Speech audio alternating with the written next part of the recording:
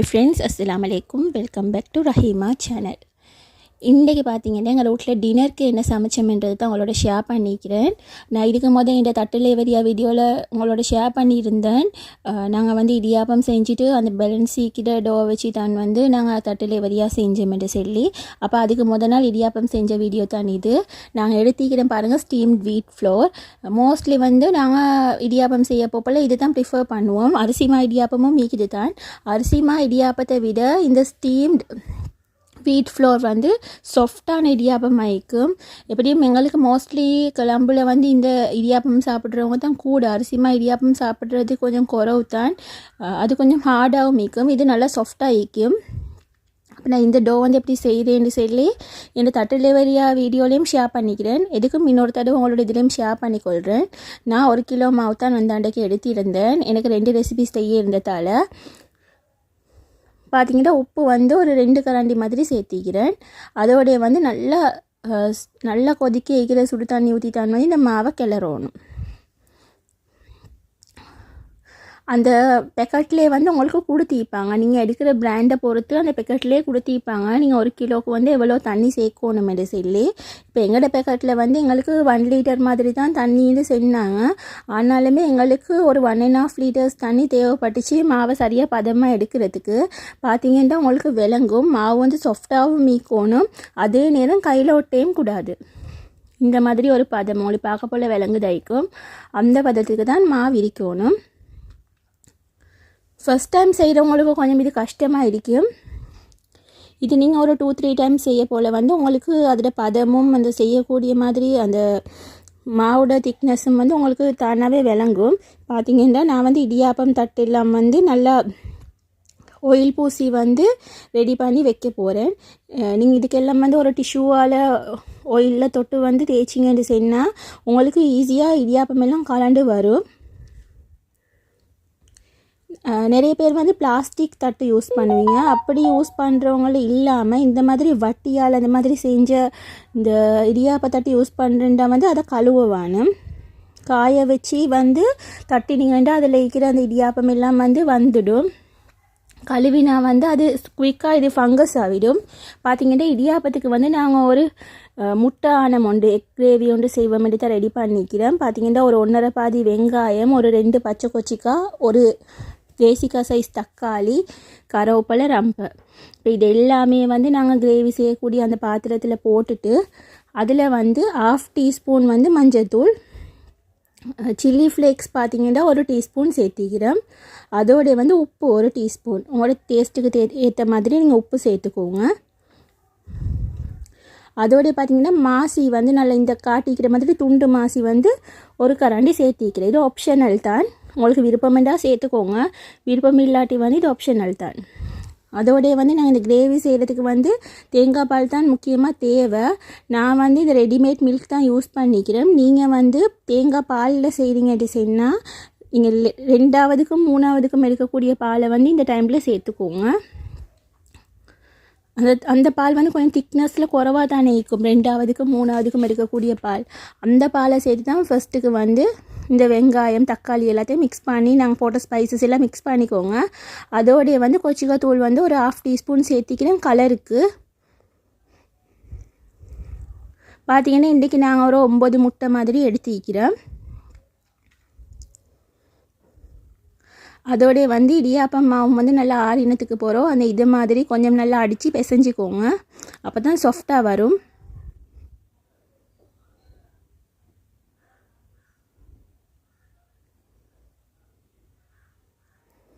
இடியாப்பம் ஊற்றக்கூடிய உரலையும் வந்து நீங்கள் நல்லா ஆயில் பூசி வச்சுக்கோங்க. அப்போ உங்களுக்கு ஈஸியாகவே வந்து அதில் உங்களுக்கு இந்த இடியாப்பம் ஊற்றுறதுக்கும் வரும். பார்த்திங்கன்னா நான் கிரேவியை வந்து அடுப்பில் வச்சிட்டேன். அது பாட்டுக்கு கொதிக்கட்டும். அது கொஞ்சம் நல்லா கொதிக்கணும். இந்த தக்காளி வெங்காயம் எல்லாம் குக் ஆகுற அளவுக்கு நல்லா கொதிக்க விடுங்க. அடிக்கடி கொஞ்சம் இப்படி கிளறி விடுங்க, இல்லாட்டி பொங்கி கொட்டிடும் அது.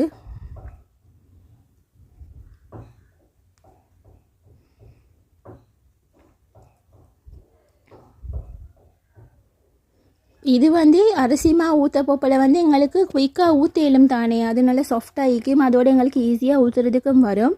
ஆனால் இந்த அவிச்ச மாவில் நாங்கள் வந்து ஊற்ற போப்பில் வந்து கொஞ்சம் கஷ்டமாக திக்காக தான் இருக்கும். ப்ராக்டிஸ் சீக்கிரவங்களுக்கு வந்து ஊற்றி கொள்றதுக்கு ஈஸியாக இருக்கும்.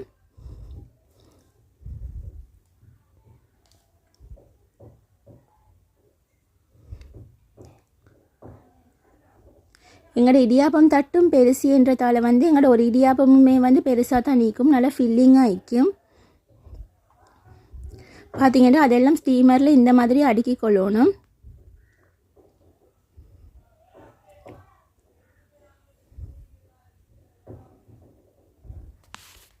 இப்போ நான் ஸ்டீமரில் தண்ணி கொதிச்ச உடனே வந்து இந்த மேலே இடியாப்பம் தட்டு அடிக்கிற ஸ்டீமரையும் தூக்கி அதுக்கு மேலே வச்சுட்டேன். ஒரு 4 to 5 மினிட்ஸ்லேயே வந்து இடியாப்பம் ரெடி ஆகிடும். அதே டைமில் வந்து எங்கள்கிட்ட இந்த கிரேவியும் வந்து இந்த அளவுக்கு நல்லா கொதிச்சு வந்துட்டு, அந்த டைமில் பார்த்தீங்கன்னா நீங்கள் சேர்க்கக்கூடிய முட்டையை வந்து தனித்தனியாக இந்த மாதிரி உடச்சி சேர்த்துக்கோங்க. நீங்கள் டிரெக்டாக வந்து முட்டையை உடச்சி கிரேவிலே சேர்த்திங்கன்னா சம்டைம்ஸ் வந்து எங்களோட முட்டை வந்து அசுடாவின முட்டை ஆகிக்கிறதுக்கு சான்சஸ் இருக்குது. அப்போ ஃபுல் கிரேவியுமே வந்து ஸ்பாயில் ஆகிடும். அதனால வந்து நீங்கள் எப்போவுமே வந்து எக் சேர்க்க போல் வந்து ஒரு எக்காக வந்து இந்த மாதிரி உடச்சி வேறையாக ஊற்றிட்டு சேருங்க. இது பாருங்கள், நான் ஒரே இடத்துல வந்து எல்லா எக்கையும் சேர்க்கல, ஒரு இடத்துல தான் சேர்க்குறேன், இடமுட்டு. அந்த மாதிரி நான் ஒரு 9 முட்டை சேர்த்திருந்தேன் அந்த அன்றைக்கு.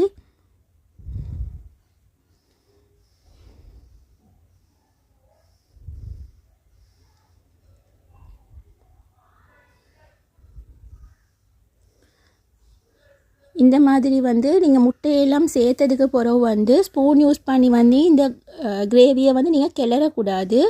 அது பாட்டுக்கு கொதிக்கிறதுக்கு ஒரு 10 மினிட்ஸ்க்கு அதை விட்டுடணும்.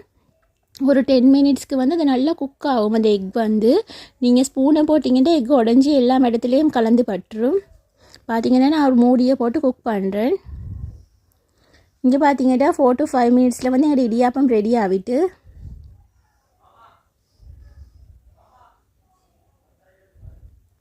அதில் ஸ்டீம் கொஞ்சம் வெளியே போனதுக்கு பிறகு வந்து நாங்கள் இடியாப்பம் தட்டுலேருந்து ஈஸியாகவே கலண்டு வந்துடும். ஏற்கனவே நாங்கள் ஆயில் பூசி தான் வச்சிக்கிறோம்ன்றதால நான் இந்த மாதிரி வந்து ஒரு அது பேர் மறந்துட்டு அதில் அந்த இதால் வந்து ஸ்கியூவர் நினைக்கிறேன், அதால் வந்து எடுத்துகிட்டு இடியாப்பத்தை கலட்டிக்கோங்க.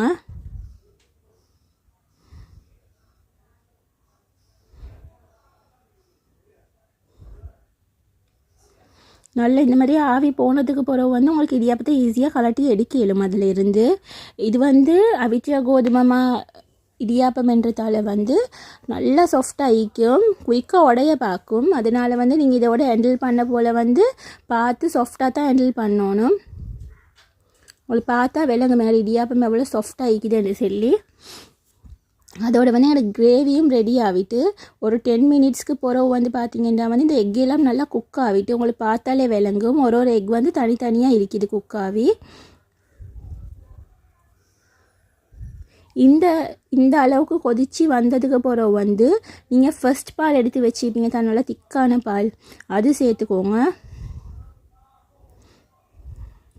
இந்த திக்கான பாலை வந்து லாஸ்ட்டில் சேர்த்துட்டு வந்து அது மிச்ச நேரம் கொதிக்கணுமென்று இல்லை, நல்ல ஒரு கொதி வரப்போப்பிலே வந்து இறக்கிடுங்க. இந்த டைமுக்கு உப்பு எல்லாம் டேஸ்ட் பார்த்துக்கோங்க.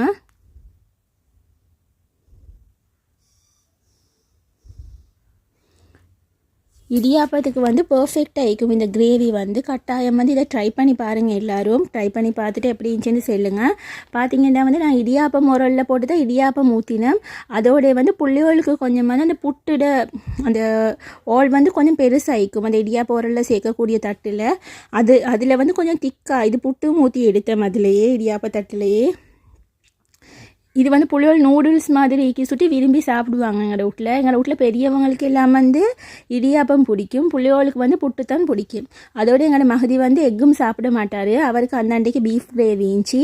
எப்படியுமே புட்டுக்கு வந்து பீஃப் கிரேவி, சிக்கன் கிரேவி அந்த மாதிரி தான் நல்லா இருக்கும்.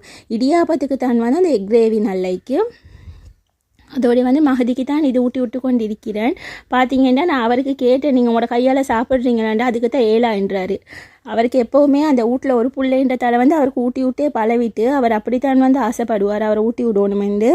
அதோடு எங்களுக்கு வந்து இடியாப்பம் தான் அந்த அன்றைக்கு நான் சொன்ன மாதிரி சின்னவங்களுக்கு புட்டு செஞ்சுருந்தேன், பெரியவங்களுக்கு இடியாப்பம் செஞ்சுருந்தேன். எங்களோட இடியாப்பமே நல்ல பெருசாக இருந்ததால் வந்து ஒருத்தருக்கு ஒரு 4 இடியாப்பம் திண்டாலே வந்து வயிறு ஃபுல்லாகிற மாதிரி தான் நிற்கும். இடியாப்பம் எவ்வளோ சாஃப்டாக ஆகிக்குது உங்களுக்கு பார்க்க போலே விளங்குது ஆகிக்கும். இடியாப்பம் எவ்வளோ சாஃப்டாக ஆகிக்குதுன்னு ஓவர் குக் பண்ணக்கூடாது. 4 to 5 மினிட்ஸில் இறக்கினா வந்து இந்த அளவுக்கு சாஃப்டாக நல்ல ஒரு இடியாப்பம் வந்து உங்களுக்கு கிடைக்கும். அதோடய நான் சொன்ன மாதிரி இந்த பால் இதுக்கு நீங்கள் வந்து முட்டை சேர்க்காட்டி இது பால் ஆனம் என்று சொல்லுவாங்க. நான் முட்டை சேர்த்ததால தான் வந்து இதை முட்டை ஆனம் என்று சொல்கிறேன். அதோட இடியாப்பத்துக்கு எப்போவுமே வந்து தேங்காய் சம்பலும் மோஸ்ட்லி எல்லாருக்குமே அது தெரிஞ்சிக்குமென்று நினைக்கிறேன். அதுவும் தான் நான் இடியாப்பத்துக்கு செஞ்சுருந்தேன். இப்போ அந்தாண்டைக்கு எங்களோட டின்னர் வந்து இப்படி தான் இருந்துச்சு. சூப்பர் டேஸ்ட்டான டின்னர் எங்களோட. கட்டாயம் வந்து நீங்களும் வந்து இந்த நான் சொல்லக்கூடிய காம்பினேஷனில் இந்த இடியாப்பம், எக் கிரேவி, தேங்காய் சம்பல் வச்சு சாப்பிட்டு பார்த்துட்டு வந்து எப்படி இருந்துச்சுன்னு சொல்லி கட்டாயம் வந்து எனக்கு கமெண்ட் பண்ணுங்கள். இன்ஷா அல்லாஹ் இன்னொரு இன்ட்ரெஸ்டிங்கான வீடியோவில் உங்களை சந்திக்கிறேன். பாய்.